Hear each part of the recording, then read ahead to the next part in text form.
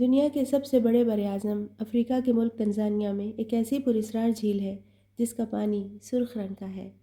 جو بھی جانور اس میں داخل ہوتا ہے وہ اپنی جان سے ہاتھ دھو بیٹھتا ہے۔ جھیل میں داخل ہو کر مرنے والا پرندہ یا جانور کسی پتھر کے مجسمے کی شکل اختیار کر لیتا ہے۔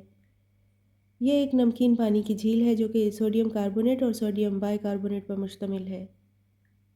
جھیل کا درجہ حرارت عام طور پر 80 ڈگری فارنہائٹ رہتا ہے اور بعض حالات میں یہ 140 ڈگری فارنہائٹ یعنی 60 ڈگری سینٹی گریڈ تک بھی جا پہنچتا ہے۔ اس جھیل کے کنارے پر آپ کو جگہ جگہ جانور اور پرندوں کے مجسمے دیکھنے کو ملیں گے۔